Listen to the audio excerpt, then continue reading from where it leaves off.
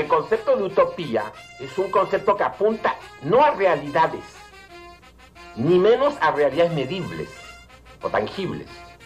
Apunta a sentidos posibles. Sueño de tomar y de desasir, e es mi pátria donde vivir e morir. A grande tarefa nossa de passar pelo mundo é exatamente a da briga constante, permanente, pela busca do ser mais. Cállate, indio, nada más dijo los mestizos. Por eso ahí poco a poco me empezó a organizar la gente. Anansi, Tejiendo Horizontes, una parcería de IPECAL con la Red de Metodologías Críticas. Estamos em Anansi, uma parceria de IPECAL com a Rede de Metodologias Críticas, e hoje estamos com Mercedes, assim que me gustaría antes de más nada preguntarte, ¿quién eres? Bueno, hola, soy Mercedes Palumbo, docente, investigadora, mamá de una niña en Argentina.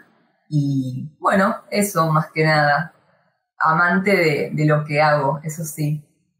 Entonces, me gustaría empezar haciendo essa pergunta, não?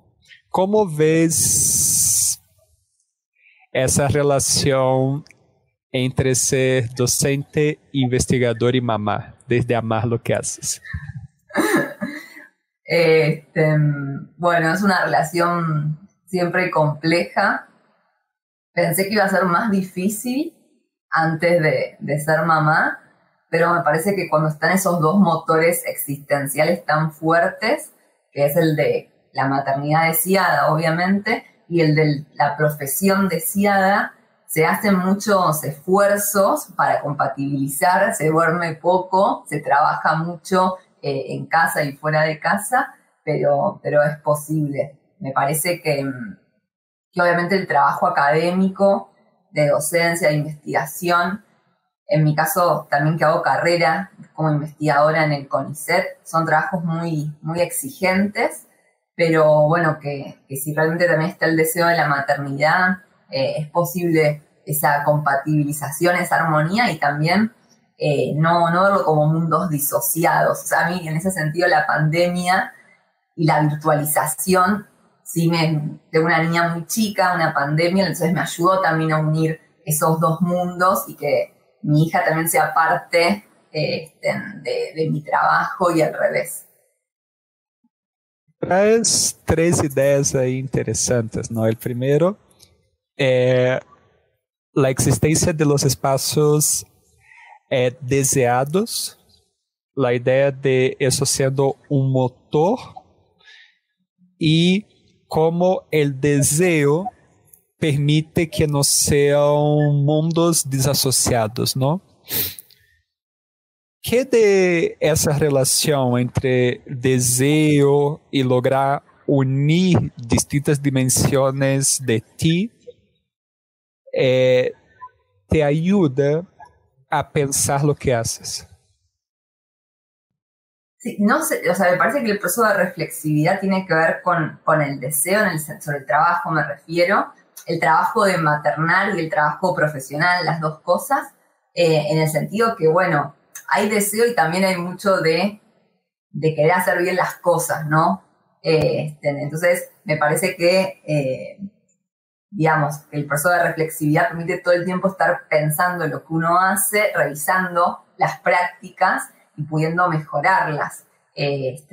Si no hay deseo, no sé si aparece esto de la mejora, ¿no? Sino que, bueno, uno se pone más como en automático y hace por hacer. Entonces, me parece que también ahí, en ese sentido, funciona el deseo, pero también ligado, bueno, en mi caso, a mucha exigencia y ganas de hacer bien las cosas. Y también eso de unir mundos, a veces querer hacer bien las cosas en el mundo del trabajo remunerado puede generar cierta tensión en querer hacer bien las cosas en el mundo de la maternidad, ¿no? Tú traes justamente el concepto de trabajo desde una dimensión amplia acá, ¿no? Tanto el trabajo que tú dices, el trabajo que te da dinero, me olvidé ahora la palabra exactamente. Remunerado. Sí, tú hablas del trabajo remunerado y del trabajo de maternar. Y justamente el trabajo en sí es uno de sus enfoques, ¿no? Entonces, ¿cómo concibes esa tensión que tú nos estás nombrando entre el deseo, la exigencia, el dar cuenta de todo en relación a eso que estás nombrando de trabajo? Bien. Sí, como bien decís, en mis investigaciones, bueno, que no son individuales, ¿no? Sino que son en el marco de proyectos, de proyectos colectivos me refiero, tenemos esa mirada del trabajo y que también la fuimos complejizando, sobre todo trabajo pensado en movimientos populares, trabajo de tipo de la economía popular. Pero ¿por qué digo que se fue complejizando? Porque tal vez al principio teníamos una mirada más clásica del trabajo, el trabajo que hoy se le llama productivo, y viendo, digamos, estando en el territorio, viendo a las compañeras en los comedores, en los merenderos, también haciendo talleres con ellas, empezamos también a ampliar, digamos, desde la conceptualización nuestra mirada del trabajo, para pensar que el trabajo llamado reproductivo, digamos, también es trabajo, ¿no? Esto que tal vez hoy ya está más instalado en el debate y como es más difícil, es como un punto de partida, a nosotros nos llevó un tiempo de reflexión. Y en relación al deseo, algo que aparecía muy fuerte, y uno con lo que decíamos anteriormente de la maternidad y el trabajo remunerado, estas compañeras, cuando se les preguntaba si lo que hacían en merenderos y comedores era trabajo, si bien muchas veces no había tanta claridad respecto a que efectivamente era trabajo, sí estaba claro ese deseo de hacerlo por las niñas y los niños, ¿no? Es decir, cocinar, digamos, llenar la olla, repartir esa comida, porque había una apuesta por niños y niñas que no necesariamente eran sus hijos e hijas, a veces también, pero digamos los niños y niñas del barrio. Entonces ese deseo está como muy fuerte. Y desde eso que tú nos traes, ¿no? Como ese trabajo que muchas veces no se reconoce como un trabajo, pero que aparece un lugar de apuesta y de deseo.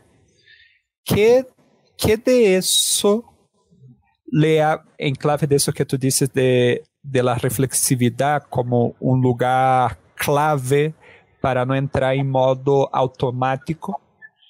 ¿Qué de ese darse cuenta de esa reflexividad que nos relatas de esas otras dimensiones del trabajo te ha permitido y ha permitido a su grupo, obviamente, comprender en relación de las dinámicas de esos movimientos, de la economía? Sí, en realidad siempre lo que decimos es que los movimientos populares están adelante de la reflexión nuestra. En general siempre son quienes nos enseñan o nos dan pistas, y obviamente también después hay instancias de conversación donde planteamos nuestra mirada, pero digo, siempre es como que las pistas nos terminan de cerrar en el diálogo con ellos y ellas. En ese sentido, me parece que este proceso que te contaba de reflexividad, que implica una ampliación, una complejización del modo de entender al trabajo, también tuvo que ver con una apuesta de las propias organizaciones y movimientos en Argentina, que tuvo que ver con, esto que decíamos, con la economía popular, con un proceso primero de agremiación y después de sindicalización, de un conjunto de experiencias productivas y reproductivas que había en las organizaciones y movimientos populares. Entonces, me parece que, digamos, este proceso que hicimos nosotros como grupo, también es el proceso que se apuesta a generar en los propios territorios, es decir, porque puede haber una convivencia entre esta apuesta de la agremiación, sindicalización y compañeras y compañeros que todavía no vean como trabajo aquello que hacen.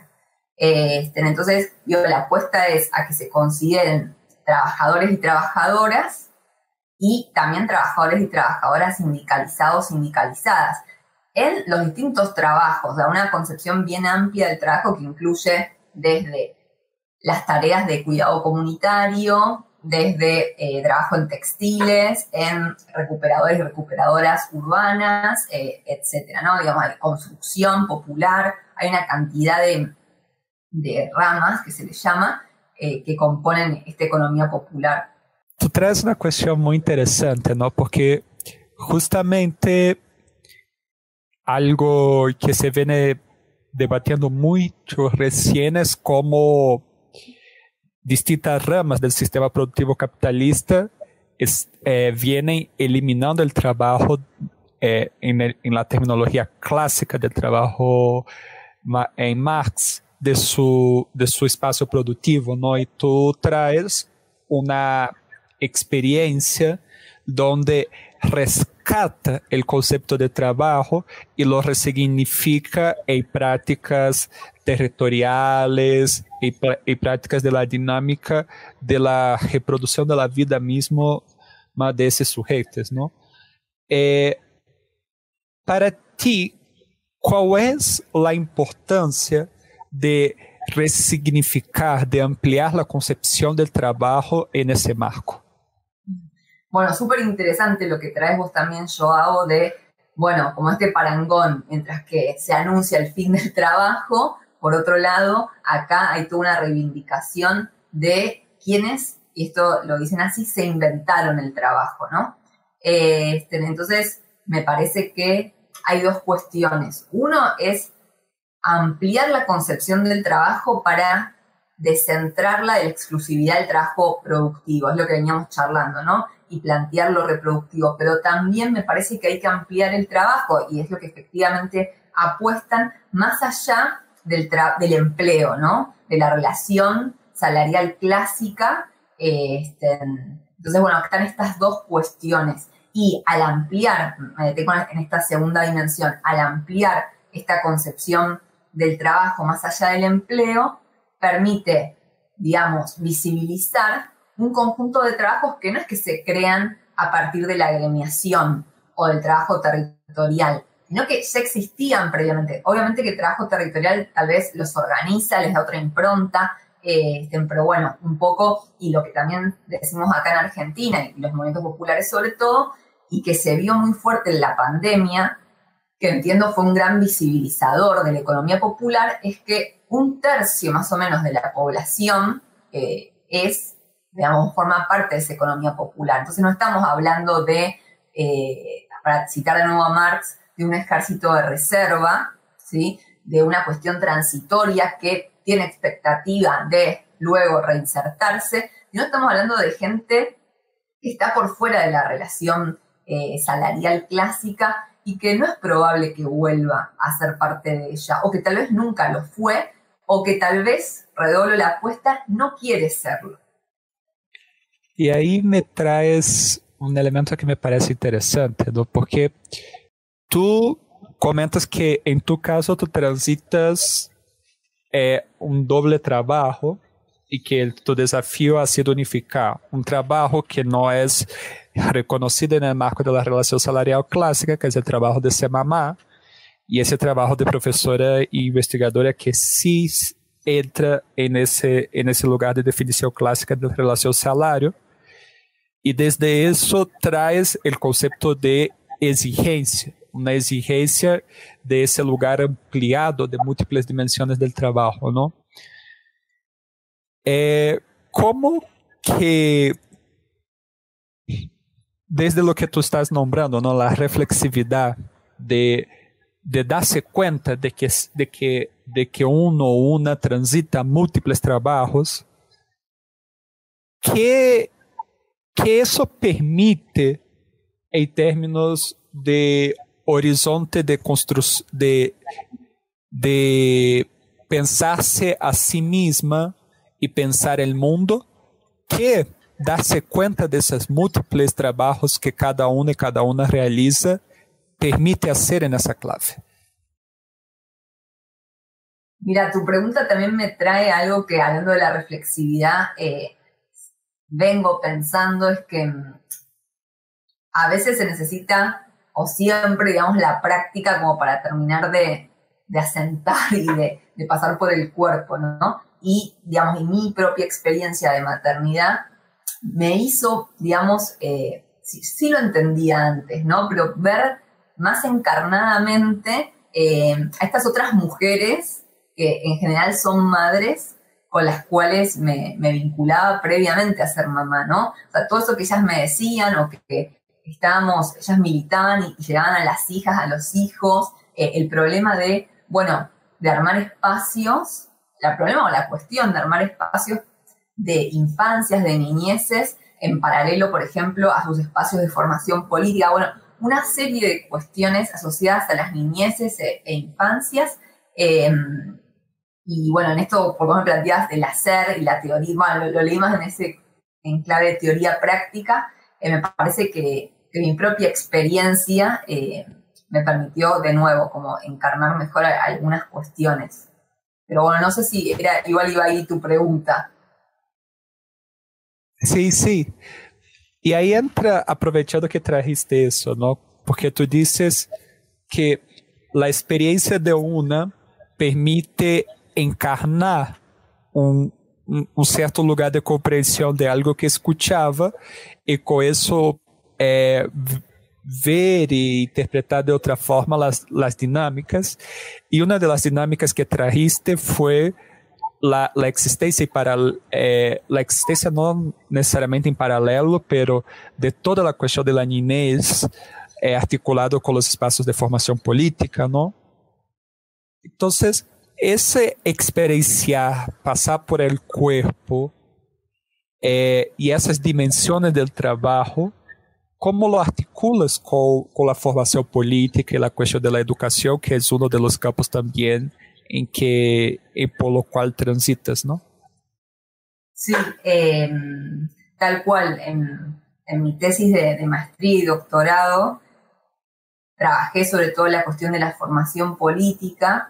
Y sobre todo en la tesis doctoral empecé a darle un lugar al cuerpo, en cómo estaba mirando esa realidad. Y hay algo que me pareció interesante, pensar, digamos, que los espacios de formación política en movimientos populares, yo planteaba que como que refuerzan dos habilidades. Una tiene que ver el saber hablar, y otra el poner el cuerpo. Y justamente ahí revalorizar el lugar de las místicas, ¿no? Como espacios donde dejan de ser cuerpos puestos para pasar a ser, digamos, cuerpos presentes. Y presentes y que involucra a la totalidad.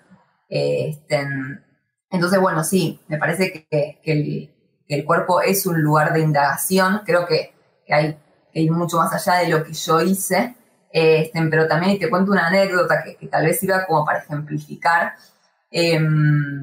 Una vez entrevisté a una compañera y que tenía mucho vínculo con ella porque habíamos estado transitando, yo he estado acompañando todo el proceso de formación política del que ella había participado, y yo había decidido como las entrevistas, las conversaciones como más formales, hacerlas al final de la formación. O sea que hemos estado compartiendo un año prácticamente, o 10 meses. Y prendí el grabador, y obviamente con consentimiento, y hacía una pregunta, pero las preguntas, como disparadoras, digamos que supuestamente desde mi mirada no había un compromiso subjetivo como tan fuerte, y lloraba, ¿no? La compañera. Y entonces yo apagaba el grabador, y charlábamos, y volví a prenderlo y pasaba lo mismo.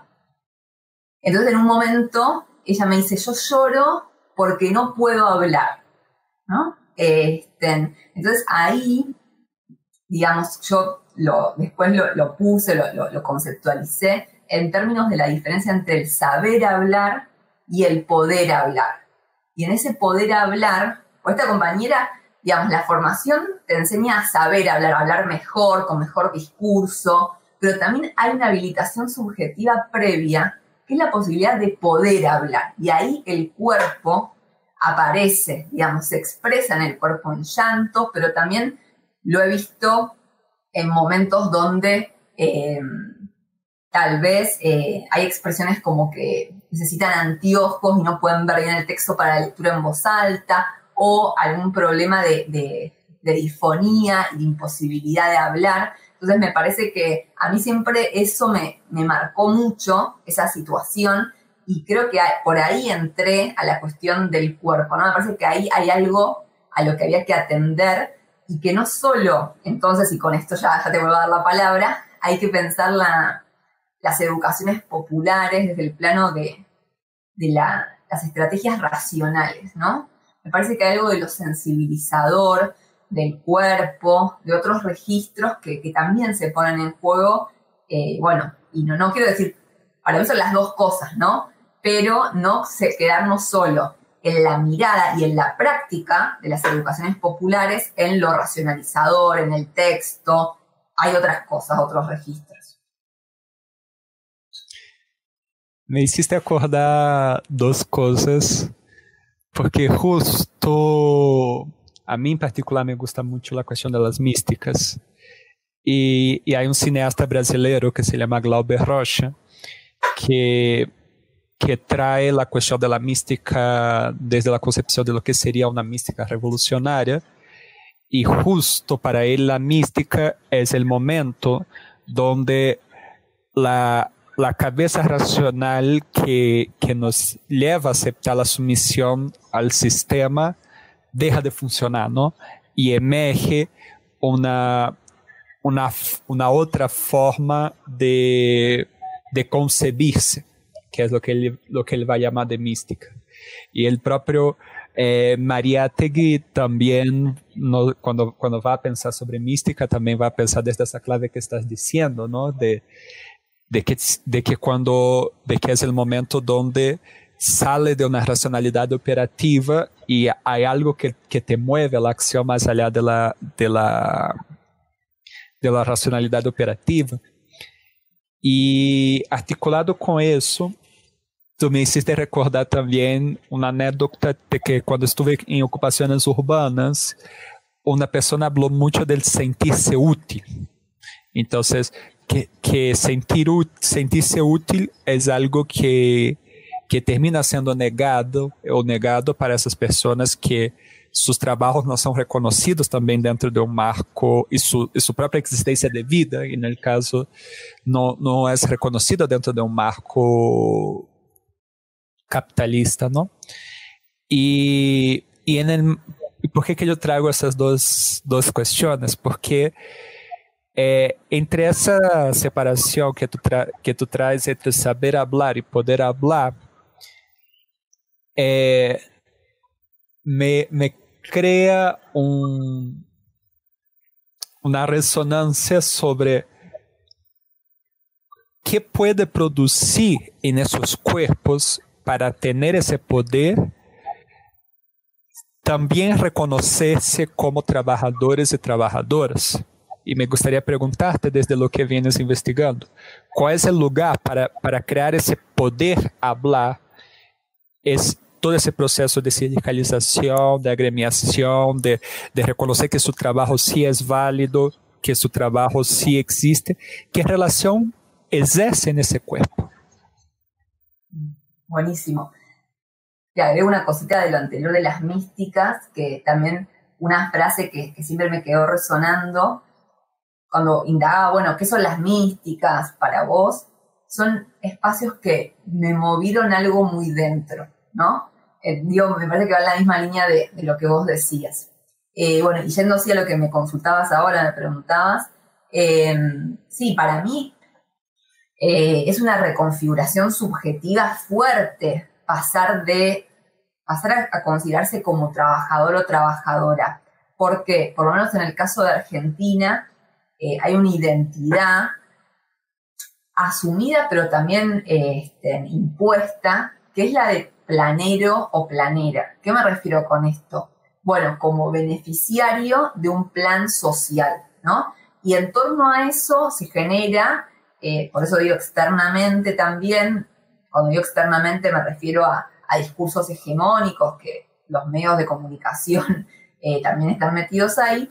Bueno, el vago, el que no quiere trabajar, el que prefiere un plan a laburar, bueno, hay un montón de imágenes y que después sí hay también cierta, me parece, internalización de esa identidad por parte de, digamos, de los compañeros y compañías de los territorios. Entonces, digamos, creo que el proceso de agremiación, sindicalización, lo que propone, que después hay que ver subjetivamente cómo se da eso, creo que es complejo, es un pasaje de esta identidad o configuración subjetiva en torno al plan, digamos que al planero, a la planera, que es como una configuración subjetiva heterónoma, ¿no? De la espera de que el otro me dé, a pasar a ser trabajador, trabajadora. Entonces, como vos decías, es reconocer el valor de lo que se produce, se produzcan cuerpos o se produzca, digamos, valores materiales, me refiero a productos concretos, servicios, pero también digo estos cuerpos en el sentido de incluir el trabajo reproductivo. Y me parece también que es como que cambia no solo el estatus en relación a la sociedad, sino también, de nuevo, a nivel subjetivo, como a asumirse en un lugar de mayor autonomía, por ejemplo, a poder tomar la iniciativa. Ahora, yo creo que, digamos, hay un proceso fuerte de las organizaciones y movimientos de instalar esta nueva identidad.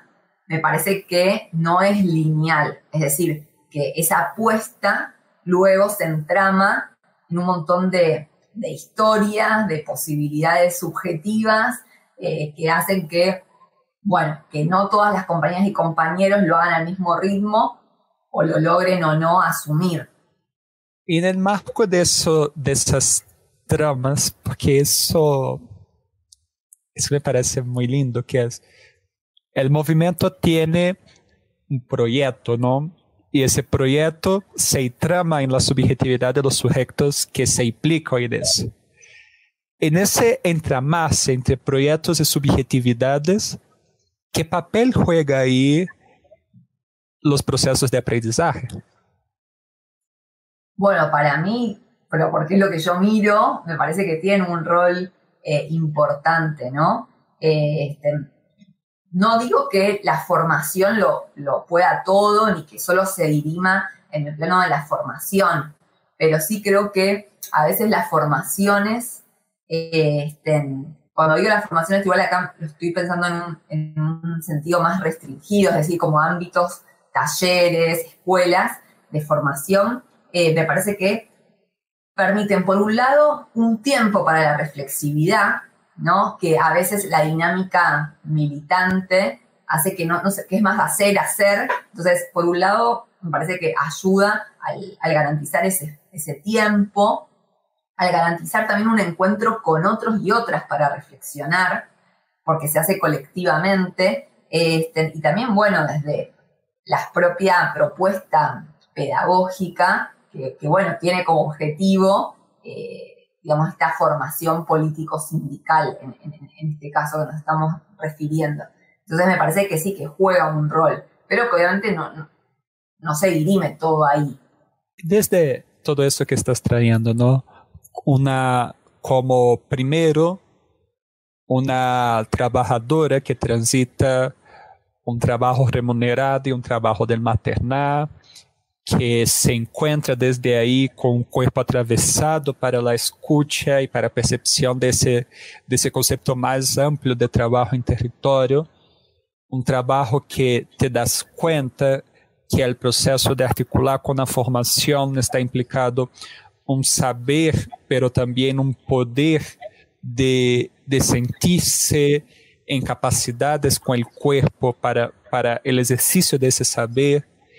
Y ahora lo que trae es de que esas dimensiones pasan por un tiempo en clave de una reflexividad de que es un concepto que vienes trayendo con bastante fuerza, y un encuentro con otros y otras. En clave de esas dimensiones que fuiste tejiendo, ¿cuáles son, más allá de lo que ves en terreno, pero de todo eso que, como dijiste, transitaste en su cuerpo, en todas esas investigaciones, encuentro con el otro, para ti, cuáles son las claves que te ayudan a pensar la formación en el presente? Una formación que potencie todo eso que estás viendo, ¿no? Bien. Sí, es una pregunta bastante compleja, pero voy a tratar de pensar para compartir algunas dimensiones que seguramente no sean las únicas. Yo lo que veo es, por un lado, que en esas formaciones, para que resulten, digamos, en sentidos transformadores, en primer lugar hay que revisar la cuestión del saber. Es decir, ¿cuáles son los saberes que se ponen en circulación? Y acá me refiero a no quedarnos solo con el conocimiento científico técnico, que obviamente lo rescatamos, tiene valor, pero digamos, poder abrir a otros saberes que de hecho existen y circulan en los territorios y fuera, digamos, en todos lados circulan otros saberes que no son los científico-técnicos. Entonces me parece por un lado eso, y asociado también a la cuestión de los saberes, otro aspecto que me parece interesante es poder repensar el estatus, ¿no? Es decir, el estatus epistémico de los sujetos que participan de la formación. Y a esto me refiero a poder generar, un poco en esta línea que comentábamos antes del poder y saber hablar, poder generar que estos sujetos se consideren, yo en algún lado digo, portadores de saberes valiosos, ¿no? Me parece que si no hay un reconocimiento de que por un lado tengo saberes, que por otro lado esos saberes son valiosos para compartir, para socializar, junto obviamente con otros saberes que también son valiosos y también con la posibilidad de enriquecer esos saberes valiosos que tengo, me parece que ahí hay una cuestión fundamental. Y una tercera dimensión, podemos decir, que tiene que ver con el rescate del cuerpo, de la emocionalidad, de lo sensibilizador, digamos, no quedarse en lo racional meramente. Y finalmente diría que otra dimensión central es la de lo colectivo. Digamos, poder, lo decía antes en estos términos del encuentro con otro y otras, para pensar, pero también para desarmar, digamos, ideas previas, para digamos, recepcionar nuevos saberes y construir colectivamente saberes. Entonces yo lo pondría en eso, en revisar qué saberes circulan, en revisar, digamos, cómo se concibe a esos enunciadoras de saberes, cuál es el estatus epistémico, el marco colectivo y finalmente la cuestión del rescate de la emocionalidad. Y desde esas tres claves que nos traes, ¿qué de esas tres claves hablan o se articula con la reflexividad que trajiste en tantos momentos de esa entrevista? Diría que todas, digamos, lo primero, el cuerpo, la emocionalidad, creo que lo dije, ¿no? O sea, es la posibilidad de encarnar. Me parece que, digamos, varias cosas también. Yo decía antes, bueno, no es que antes no entendía a las compañías, sí lo entendía, pero es como que el cuerpo encarnado dispone desde otro lugar, ¿no? Y entonces me parece que esa apertura también a la sensibilidad, a registrar cuestiones del orden de la intuición, por ejemplo, son fundamentales para el proceso de reflexividad, porque a veces, a mí por lo menos me considero alguien bastante intuitiva, hay cuestiones que una capta y que no necesariamente sabe o lo pone, esto que sentí, que me pasó, racionalmente no sé si lo puedo explicar, pero me permite revisar algo, ¿no? Eso por un lado. Por otro lado, también, digamos, si considero que es importante la reflexividad es porque también me pongo en un lugar de de humildad en relación al saber.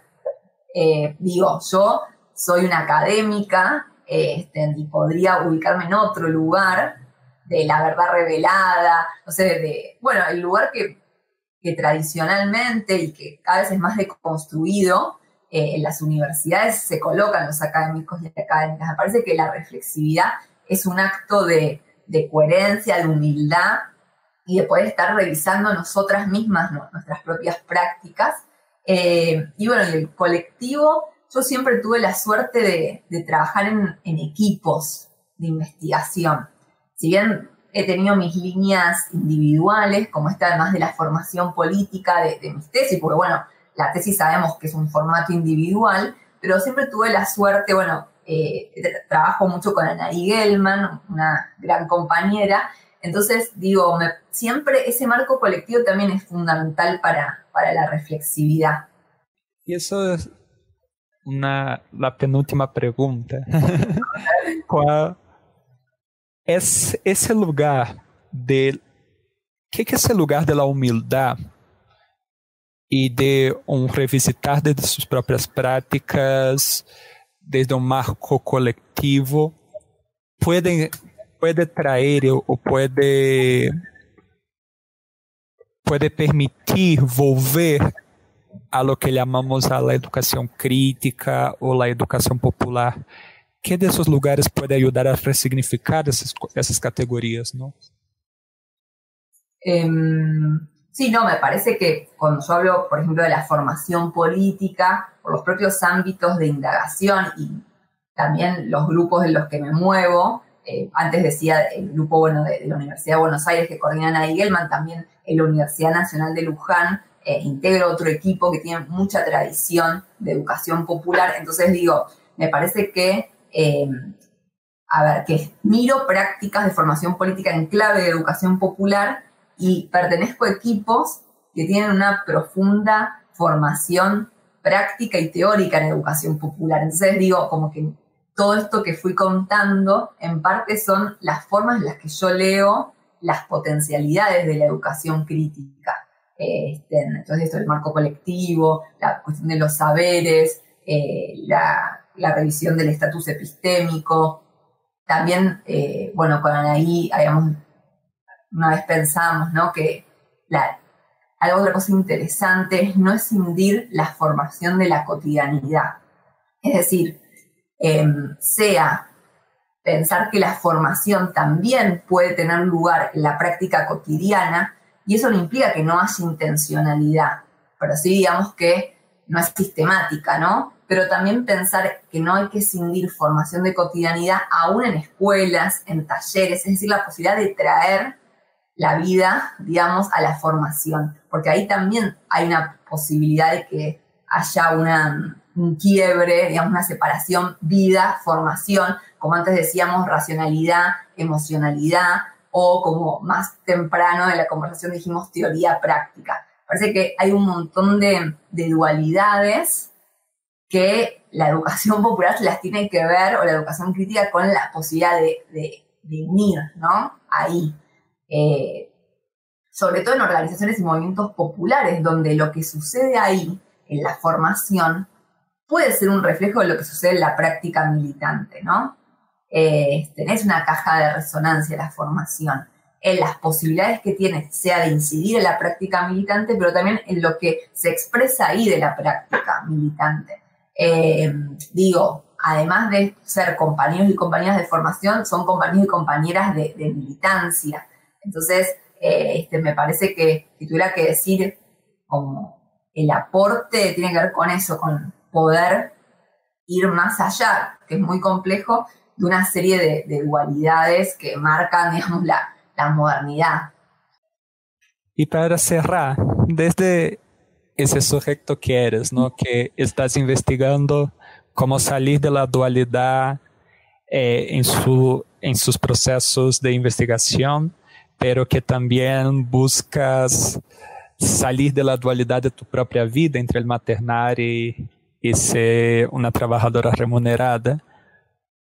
¿Cuáles son los sueños de Mercedes en ese lugar? Bueno, linda pregunta para cerrar.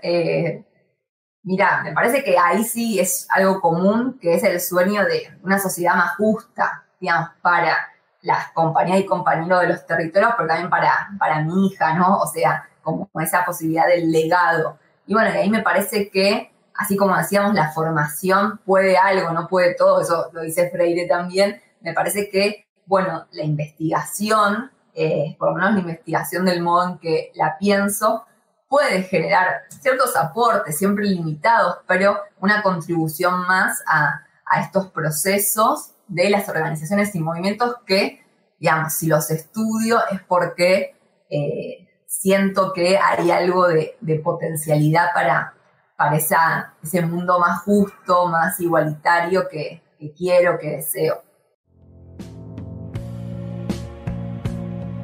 Anansi es un proyecto sembrado desde IPECAL, Instituto de Pensamento y Cultura en América Latina. Acesse nuestro site www.ipecal.edu.mx o nuestra página de Facebook para conocer un poco más de nuestro proyecto.